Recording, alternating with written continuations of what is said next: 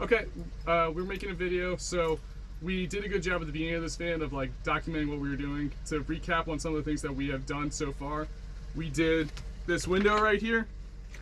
We put the insulation on the floor. It's underneath this plywood right here. That's 3/4 inch plywood, and we have what's called mini cell insulation, which is good for the floor because it's rigid. And then we did the vent, which goes to the fan right here. Now, if you see some of this silicone and it looks a little messy, these bolts are gonna get grinded down. All of this stuff's gonna get covered up, but this is to keep it secure. So those are the things that we did from the months of October to December. What we started running into was just busyness with life and also finances for this thing. We knew it was gonna be expensive, but when you're dropping like $1,000 every trip to Home Depot, we kind of just became a little overwhelmed as we were training for races, doing this and the holidays. So we took a quick pause. With this quarantine, we saw this as a perfect opportunity to start ramping up production. So what we did was we took out a loan. We've been ordering all the things that we'll need. We made a very detailed Excel doc and budget for how we're going to spend our money, and we've been ordering in our supplies and scheduling out our work. So since then, what we've done is, as you can see here, this is 3M thin insulation. We cut out strips. Now what this is really good, it's a flexible form of insulation, similar to fiberglass and the fact that you cut out sheets, but this is much safer than fiberglass insulation. It does a good job of wicking moisture, and obviously 3M is a trusted brand. We use the 3M spray glue. It's like the super strong adhesive. You find it at Home Depot, and just about any people who are making vans, they recommend using it. We sprayed 2 to 3 layers and we let dry for 30 to 60 seconds, and then we tack this on top. And it's been about 3 weeks since we put it up, and it's still up there. When we were first doing it, I was really worried. I thought the glue was going to get overheated and it would melt and the insulation would fall down without getting the plywood up quickly, but it's been doing fine. If you see any of these exposed wires, so I went to take these down. This was a good recommendation from a friend of mine, saying that because every time the van gets turned on, you open up the doors, these lights come on and it just drains battery. So we will eventually change this wiring from going from the van battery to what we call the house battery and have a switch. But for right now, it's pretty convenient when we're doing work around here. So another thing we did, so this other color of insulation, this is Havoc sheep wool. So what it is, it's sheep wool. We liked it a lot because when we were getting these nooks and crannies of these pockets, trying to deal with this 3M thinsulate was so much tougher than you just grab a chunk, you stuff it in the hole, and it works pretty well as an insulation. It's about an R7 value for insulation properties. So we did that in a night. It took us about 4 hours. We were just stuffing holes with this stuff. We're pretty happy with it. One place that we have held off for right now is if you look at this tower, this is all open space right here and also down here. But what you'll see is when you pull off the panels that come with the van, when you see all the wires, you see these studs right here, which they use for grounding wires. I'm not an electrician, Lauren's not. We're looking into whether we can put insulation, but at the end of the day, I think the value that we get from adding insulation is not going to be worth the peace of mind knowing that, we have insulation near grounding posts. As you can see, it's a little dirty in here, but honestly, if it's not a little dirty in your van when you're working on it, you're probably not doing it right. And we have the studs up here too. So this is what we just did. I've asked Lauren to start filming some of the updates and then show this process. So if you look right here, these are cross nuts that got a recommendation online. The technical term that they call it, these are cross nuts or Rivnuts. And what's nice about these bad boys, these are 1/4 inch. They're pretty deep though, and they're bulbed Rivnuts. And what they have on the inside is threads for bolts to grip onto. Now, one thing I want to show is this Astro Pneumatic tool. It's a company that makes all these aftermarket automotive fabrication tools, products, etc. They make this tool set called the Astro, and it's a 1400 series. So they have like the 1442, the 1450, the 1452. So when I went on Amazon to order this, the one that I really wanted that was recommended, the 1452, it was not available. So it said, hey, next best item is the 1442. From what I saw, it didn't seem like there was going to be any difference. However, the 1452 was specifically for these longer Rivnuts. The ones that it comes with, like these, are just shorter. So as you can see the difference, Lauren's holding them up. So as you can see the difference in length. So there's obviously a different, and the mandrel, which these things come with, this is a great tool, and it does its purpose exactly how it's supposed to. But the mandrel that it comes with is fit for only certain sizes. So it comes with two things. It has the mandrel that's going to fit into our tool right here, and then it has this nut which is meant to secure it just like that.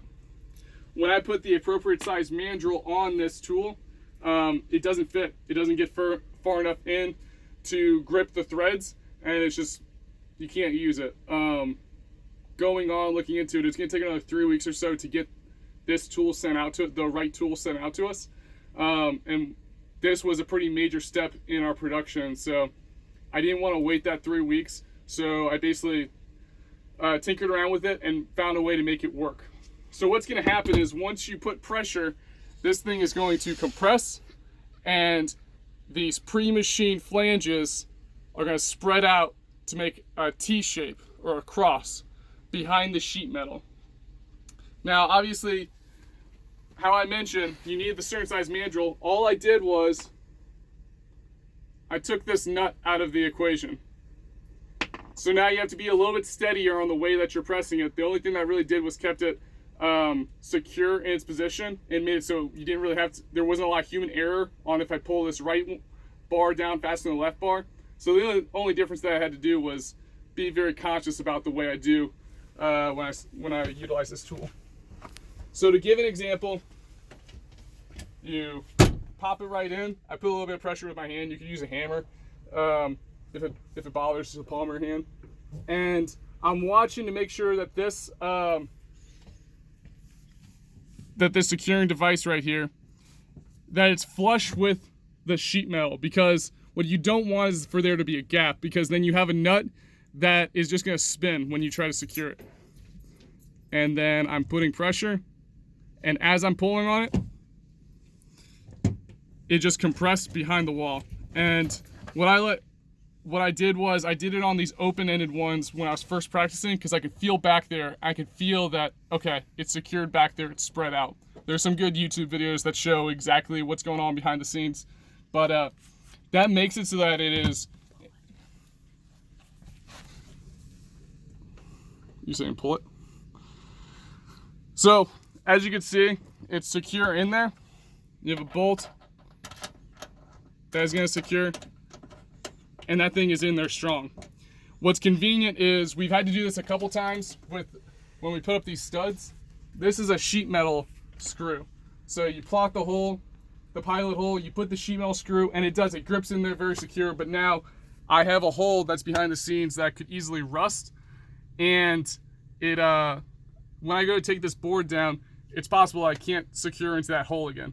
With these cross nuts, I can easily take the board down, put it back up as many times as I want, and I'm not going to be affecting the integrity of the van. So that's what we have so far. And now upcoming projects that we're going to do, and we'll be sure to update you guys when we go, is we're going to be putting plywood up. And I'm going to mention one thing, to go back 1 second. If you look at these individual measurements, the real pain was trying to, once we tried to put up these studs, is you have those cross nuts which are in fixed position on the sheet metal behind the board, and you have to plot out where those holes are. And honestly, it's kind of a pain in the ass, because if you put your holes in the wrong spot, now you're trying to screw in something that obviously the nut's not there. What we did, I mean, it's just coming down to attention to detail. We would measure the distance between the holes, plot it out. I would secure up the board. I put 2 in so that the board was standing on its own, and then I would just be looking under the board to make sure that where we were gonna put our holes was lining up with, you know, where we were measuring out as a more of like a confirmation check. We used 1/4-inch bolts, so 1/4-inch hole, put it in there, and then I also had step-up bits. So I had the 1/4-inch step-up to make it to make the hole the right size, and then I had a 3/8 step-up as well. So if for some reason it was a little bit off, used the 3/8 step-up, and that combined with the washer left enough variance that we had little issue, and we're able to make it work. And then we used 1 inch by 1x4. Yeah, we bought, Lauren's right, we had bought 2x4s, but I mean, that, you gotta think that's taking up 2 inches on either side of your van, and then you're gonna put plywood, and you're not gonna finish with the plywood either. So before you know it, you've compressed your van's width by about 1 foot. So we decided to cut it down to 1 inch studs. Why we chose to do the studs, we went back and forth, because when I first saw these cross nuts, my initial thing was, hell yeah, like we got cross nuts, we're able to secure the plywood directly to the sheet metal on the van. Why we chose not to, basically with the studs, what we are able to do is it's going to be wood on wood. We can screw in several wood screws to make it flush, it'll be tight, and it'll be secure. And then if we need to, we can take panels down, kind of like looking 1 to 2 steps ahead. If anything comes up with the van, we can take panels down, work on the wiring behind the scenes, or the installation, whatever it is, and then just put the panels back up.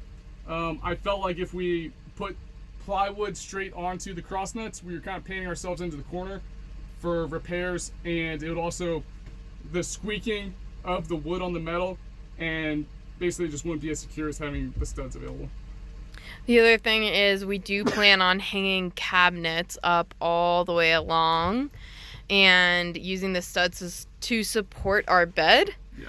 And so having the studs here rather than just the plywood provides a lot of support and stability that you wouldn't have otherwise.